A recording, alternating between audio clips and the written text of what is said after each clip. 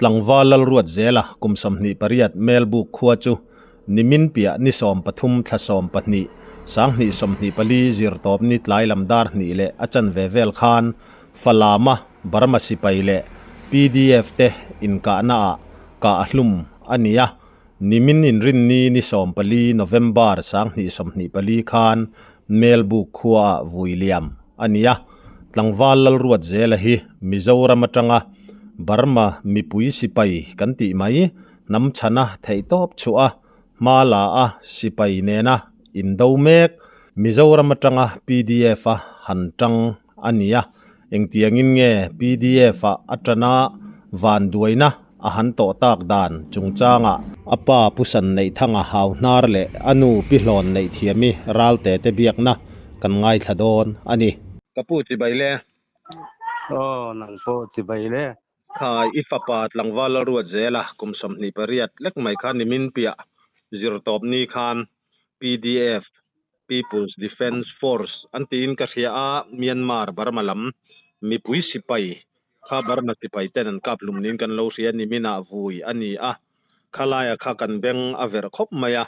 chu bangin a chan chin tlang puite in chung ko chan chin tlang puite pdf a atan chan ang chi te le van duaina to ka khatia aboral dan chanchin tlang puye te kha kan chanela ti chhu turin khonga in min thil theiam kan ron tia kan chung kwa chan chin hi chu kan chung kwa hian pha hi pakwa kan nei a chuanin ruat zela hi alo pang beratanga apanhina adopt tu ania chuan pdf ya aron lu chan hi ta ha na kanau bom pok wa nge la chia chumi bom pok wa ngi nga thi kha aril ruwa tom lak na thin rim na alien velu tuk aniang chumi din hun atang hian pdf lama om ka du ka chak te chuan anu hian pdf lama I om chuan ke ni eng tin ngai kan om mang atia anu nen in hial ti in an oma chuan ke in chu tianga pdf lama I om ani chuan ke ni hi hetianga thachia mai tak kan ni to lowa fa po hi kan nei tam to lo chewa I u te boral vek nen chu tiang din hun kha kan nia wangin ke mani te chau chuan kan kho sa thei don lo katia chu tia ka ti kha angoya atong to lowa kha tia tong to lo kha anak tuk le lama ani hi ka chin sia to lowa a chuani kha eng ti kum nge ka pu Kena akum thina ni. sang ni le som ni patni kum akum thum na mo kum li ajan kum li ajan don to song he sang ni som ni pakhat kha chu an buai kum ania ko barma buai kum kha ania ni kuma ni kuma alu tamo atha chia kha kan lo chi lawa le apoi lo kha chu zan ama kha chutia alu don khan aru kin alo chuaka achua lai abarma phaizol athen lai po kan phelo tol chenga kan fal pain achumi nuwa alo khia zela chu kol phai theng tolom pdf lamate a om to ti ka ria kol phai kapitin kan india chu ta no pang ho min khil ati chu ta chau kan ria chu ti chuan pdf chuan alo oma attending tak ma kha chu ei rong bol tein an lo manga chu ta chuan training a alu ta khalaya khan mo ka pu eng PDF bernge a han zom hei PDF kha sang kha no min ka ria kual ngo mun han ti ang chi te mo PDF eng bernge ti po kan se phal lo mo cái mà này là khi mà cần câu thấy gì là vậy chuan khalam panga chuanin kanau te hian kol phai kanau te hian an zo kang a om na chin kha chuan an om na kem del kha hai khol khulu kha nia mo khoi ko mo hai khol khulu san tai an ti san tai kholu a chu ta chuan kem an nei a chuan a che vela duty te in milha khobula lei chu ta po chuan duty na oma chu tiang chuan chuanin komin chung September tha ani cha ain son ni cha kha kan thelawa September tha chonulama phalama anin son leta phalama anin sona katia phalama anin son nu kha ama po kan bet thei thei to lawa chuan apate te po an bet thei to lawa chu tiang din mun kha kan nia tuna aboral chin na hian chu tiang chuan adin mun chu ani mai aboral chin kha kan pet le chin kha ni khalai kha kapu aboral in riat dan eng tik ni nge eng tiang in nge ruanga ron thlen dan ang chi zong zong kha khonga in min thil theiem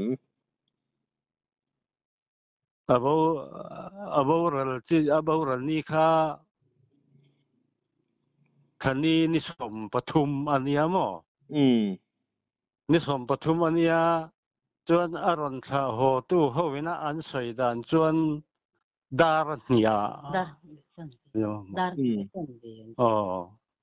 dar ni le chan ve aboral chuan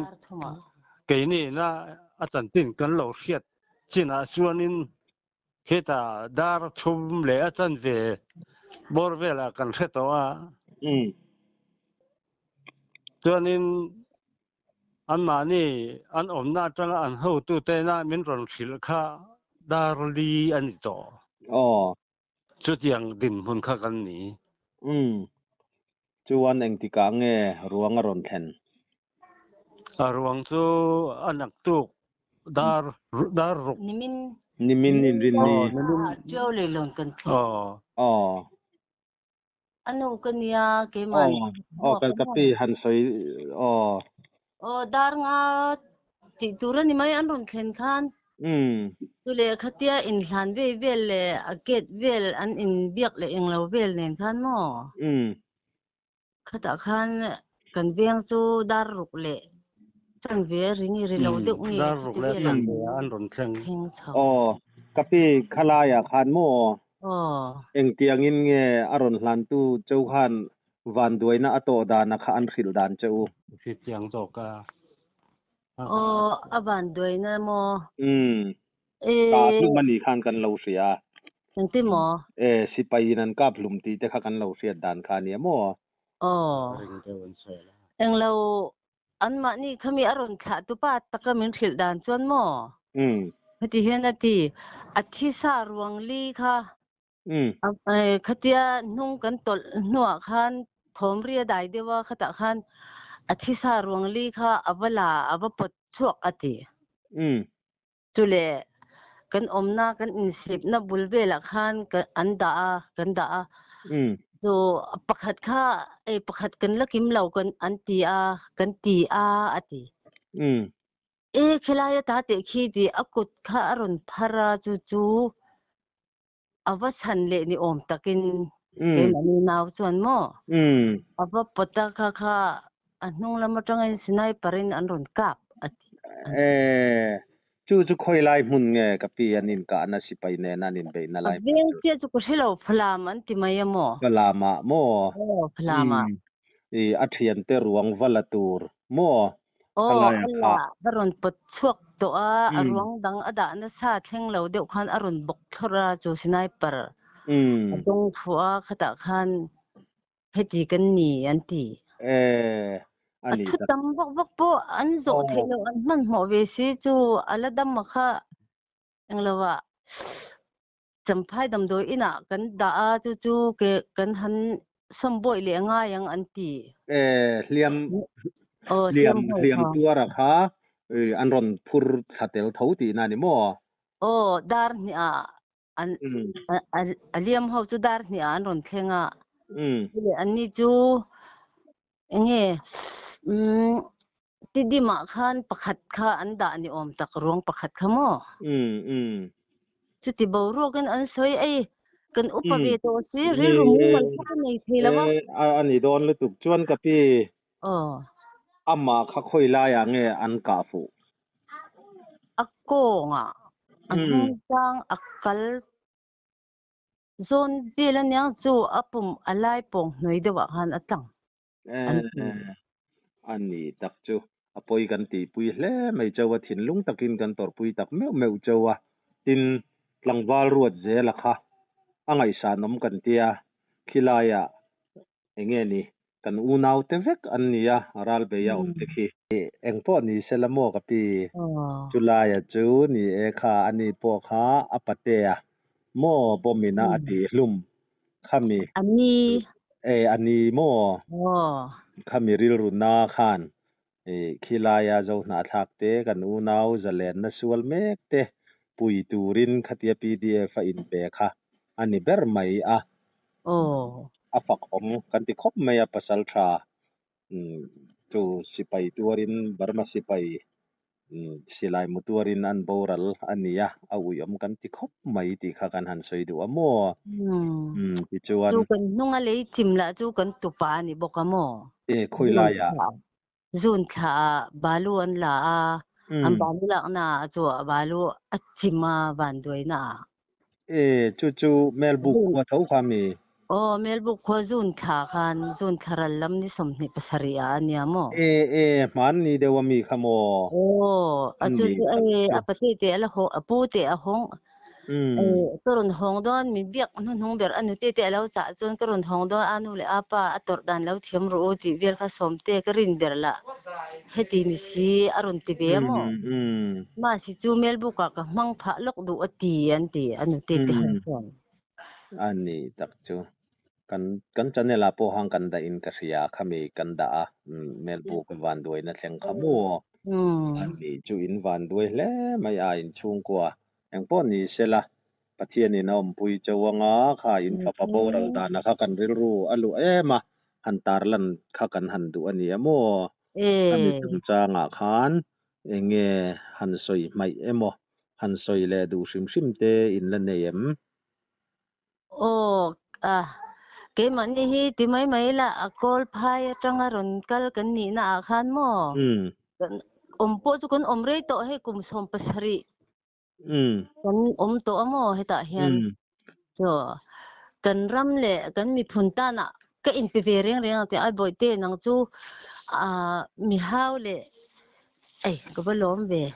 mi hau le chu tia mi ne na in sual bak ngai po ini si lawa nang ma hoi ni huaya thil hi iti vek kan ti ngam lo hi nei lawa ti kamun do ka zir do na lo mati ati theng po angai lo boite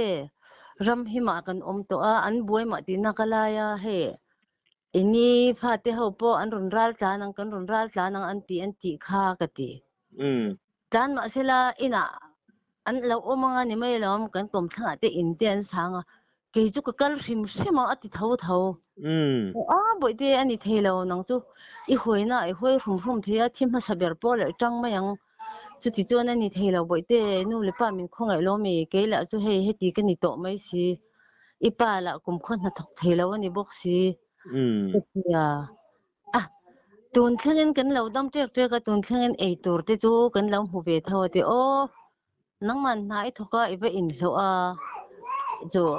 chu te chuan kan e kan bar ve bok hi kan vul ve deuh dewa kum khata pakhat te ang hi kan vul ve mo kan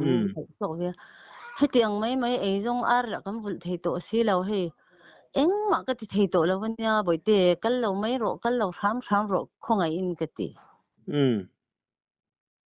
anui chung tan anu ka kal thau ang khongai in min kal tir tham ro min ti le pe ka ni jo ani thei lo ka ti pon ka kal thau ang kong man po ini lo kha poisa ko kuta ombe kalom ka pek lo se kal thei chuang lo bange a ka tia alo kal ni le ngan aron hong lo wa khami alo kal ni chu ke la kemutia lawang wain chu kemutia pe lo ti nu erong kalau bol zo nga ti izak lo mi ka tia zak la ve erong kalau bol ang chu atia erong chu alo bol chu apan klem te chu so barin ka sia atia achu bar na po ke ena khor khat po e lawang klem ti cha e a hong lawang chu ani le zela ba ho harve tailam erong bol I bol thei do ni mi ka tia apa cho apa aron hong le mayang chu atia hon ti reng kha om talaw ni khata tang khan pio lam o naw ko phona ai aron thleng law min ti chu ki mo ka tia anak tu jeng khorun var jing cho kan han ei khama ei zela aron kalem aron lengem ka tia ka pute lo khuthar mi ka phone le a leng ni alo anti no anaw pasala zo khuthar mi nia chu apa te kha ka phone le a mi sana zo aron dak zo kama se arei lo atia o ka ti le pe ka ke po chon kanaw ti ka phone le pe ka kanaw ti phone an ti thau ka ti khan ati ngai nak he to bi lo jang kan om mai a kari nom lo apa ni na he barma te theng to ni lo mo ka ti a then chon apate te mun run phone om tak ati apate te na lo theng lawin kan in pu ya lo theng lawin ka pa te in zo ka lo thenga so anin annuwa tol chenga kanaw pasal kha anlo India kanaw pasalin zelte chu PDA fialu dai don ti theng to an ani tak chu ti lo bak chu soi tur po ka phal lo hul ta hrim chu ta no khap na chu heti hi ani mai ka tia eng ma phone le to lo khati ha apa nen ina an om chu khati khan kan akal lam po khati khan ni mai a zok chu ram vak tu ka nia apa in ha thok thei lo ni wangin ban lo reng apa chu enga tinge kapi na thok thei lo han ti kha soi nuam lo te ni em soi nuam lo ti taka he pumna ne mo barma kan om lai wa changin hostik ani ranga tu na po dam do in tu kan culture ni mai ani mo tu na asmale saina se kople a khatiang phok vel kha kan ni mai a ani tak chu avan poi ve ke ma khaplam lo bak chu soi tur vak po ko hit lo in om na chu apa hi phone dong tu zo kan ya apa hian a he chiang zo ka mo hanin biak zau te khachun nei thi na ni mo ani tak chu engpo ni sela pathian ni naum pui chawanga ti khan ni ani turang ani to atero ni pathian kuta hanin hlan phot meila thil chen ta na ki in sa nang han tin na zo ati ngai na po om lo ama pon khati khan angai to na ang hian heti hian kan ni mai kan ti mai a na po om to chung hek lawa ani chu engpo ni sela nang ni khachu helai mailbook khwale tu India khwale tu ngat thain ni to atero sim khan ama po ID po ni thap to ni chu nia maro chu engpo ni sela khatia an han ramle namta na tho na in pumpek na rilru ne nakal kha ania van duaina an to ka poi kan ti hle maya kha chan chinte kan zo na angin fel fai thatak main min han rila kan lom lu tu ke ke ni po le kan riat theu angin kan thenom Myanmar ram chu abuai hle maya kan unaw zo na thak zo fa ten mun ranga theitop chuin mipui zalen na mipui ta na zalen na sualin mi puiten lim taka an rama zalen na neya an khosak theinan tuna hian sual sipai tenen anin beimek ania he an hmalak na zalen na an sual mek na hian thinlung takin keini lampoin theitop chua an hlotlin kan du sak tak mewa anin beina an hmalak na le indowa an chuana ate ramle namta na theitop an chuana du sakna sangber kan hlan tak meu ani